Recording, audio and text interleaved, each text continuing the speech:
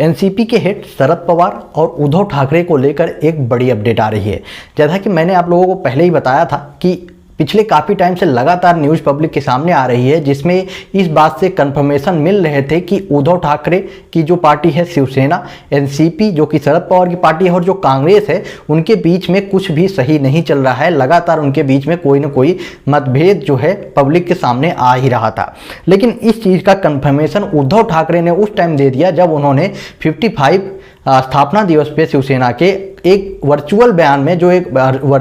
Virtual speech उन्होंने दिया था, उसमें उन्होंने जूते चप्पल का जो लैंग्वेज यूज किया कि अगर कोई पार्टी जो है अकेले इलेक्शन लड़ने की बात करेगी तो जनता जो है उसको जूते से पीटेगी। उसके बाद इस चीज़ का कंफर्मेशन 100% हो गया कि कुछ भी इन तीनों के पार्टियों के बीच में कुछ भी सही नहीं चल रहा है। लेकिन इन सब चीज़ों की बातों को लेकर अभी बवाल मचा ही था कि इसी बीच जो है शरद पवार दिल्ली पहुंच गए, जो कि मैंने आपको कल ही बता दिया कि शरद पवार जो है दिल्ली पहुंचे थे और ये मीटिंग जो है दिल्ली वो सिर्फ और सिर्फ किसी सीक्रेट मीटिंग के लिए पहुंचे थे। अब इस चीज का कंफर्मेशन हो गया कि आखिरकार वो पहुंचे क्यों हैं दिल्ली में। तो एक्चुअली जो अभी अपडेट आ रही है उसमें बताया जा रहा है कि शरद पवार जो है एक सीक्रेट मीटिंग रखने वाले हैं और इसीलिए वो दिल्ली पहुंचे हैं। और इस सीक्रेट मीटिंग में ममता बनर्जी, यशवंत सिन्हा और साथ में ही प्रशांत किशोर जैसे बड़े नेता जो है शामिल होंगे। शरद पवार की मीटिंग को लेकर जो इस अपडेट आ रही है उसमें बताया जा रहा है कि ये जितने भी बड़े पॉलिटिशियन शामिल होंगे, इसमें कोई भी शिवसेना और एनसीपी की पार्टी से कोई भी नेता शामिल नहीं होगा।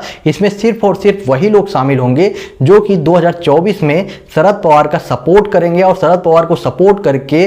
कहीं ना कहीं से पीएम की कुर्सी की जो उनके सपने हैं, आप सबको पता है कि शरद पवार बहुत टाइम से जो है पीएम चेयर पे बैठने की बहुत पहले से उनके जो सपने हैं उसको पूरा करने में मदद करेंगे। तो ये जितने लोग हैं जैसे कि ममता बनर्जी, यशवंत सिन्हा और प्रशांत किशोर, ये सारे के सारे लोग जो है इस मीटिंग में शामिल होंगे और इसमें जो है कोई ना कोई बड़ी स्ट्रेटजी बनाई जाएगी और उसी स्ट्रेटजी के दम पे जो है आगे आने वाले इलेक्शन पे ये सारी की सारी पार्टियां मिलके काम करेंगी, जिससे कि 2024 में किसी तरह से इलेक्शन जो है जीता जा सके। और सबसे बड़ी बात कि इसमें जो है उद्धव ठाकरे और कांग्रेस को ना बुला के ये कंफर्म कर दिया गया है कि आने वाले टाइम पे शरद पवार इन दोनों पार्टियों को भी धोखा देंगे, जिससे ये तो कंफर्म हो गया कि कांग्रेस को तो वो कभी सपोर्ट नहीं करेंगे, क्योंकि अगर वो पीएम की चेयर की अपना सपना देख रहे हैं तो वो साफ सी बात है कि कांग्रेस कभी भी इनको सपोर्ट नहीं करेगी। लेकिन शिवसेना जो कि अभी महाराष्ट्र में उनके साथ एनसीपी के साथ में जिसने गवर्नमेंट बना रखी है,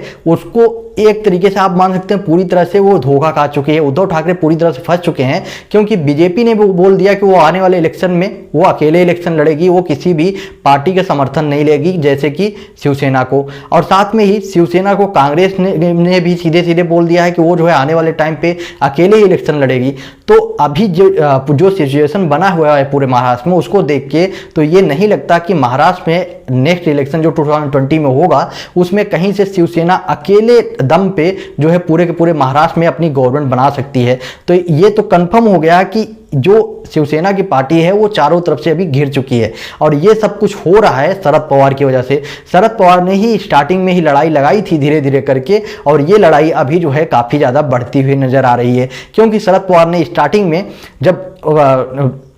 अनिल देशमुख के केस पब्लिक के सामने आया था, उसी टाइम उन्होंने